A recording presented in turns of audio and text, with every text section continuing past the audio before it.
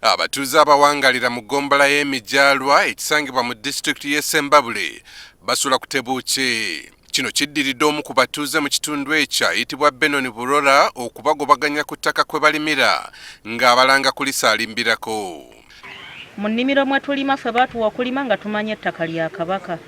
Mwe muli emmere gye mwe tujja ekyokulya kye tuliisa abaana baffe, naye okuva eggulo tetunnaba kufuna kyakulya, twasiibye enjala, twasuze enjala. Ekintu ekyatusubizaawo twabadde tumaze okuwulira embeera eriwo nti oyo mugagga Burora agenda kuleeta nte zoonoona emmere yaffe. Bano basazeewo okugumba ku ofiisi z'eggombolola lino ne bakuma n'ekyoto mu kulaga obutale bumativu eri be kikwatako. Bagamba nti si baakuva ku gombolola okutuusa nga RDC w'ekitundu ekyo ayingidde mu nsonga zaabwe. Tubadde tusaba obuyambi batuyambe. Burora agende mu kkooti awoze, bw'anaawoza n'asinga omusango batujje ku ttaka nga tutegedde nti asinze omusango naye nga si tunyigiriza bunyigiriza. Tugezaako okulaba nti ensonga zino tuzitereeza, naye njagala kusaba abantu, njagala abantu babeere bakkakkamu. Uganda neetambulira ku mateeka.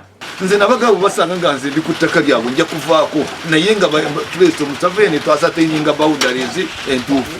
Nyina ekyapa kiri mu mannya gange nga mbeerawo. Ono agamba nti poloti ekaayanirwa ekyapa kyayo kya njawulo ku kya Buganda.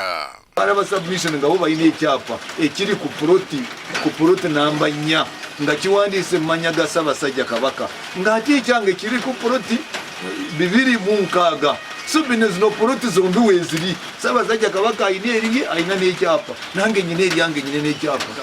Abantu ababbi abajja ne beerimbika nga bakozesa erinnya ly'emmengo naye nga si b'emmengo. Mu lukuŋŋaana olwakubiriziddwa avunaanyizibwa ku ttaka lya Buganda mu ssaza lya Mawogola, Haji Muhammad Sserwadda asabye abatuuze babeere bakkakkamu ng'ensonga bwe zigonjoolwa. Mbakubiriza okusigala nga mukyali bakkakkamu, ekyo kyekisinga obulungi kubanga mugenda kusigala nga mukyakuumye eddembe lyammwe.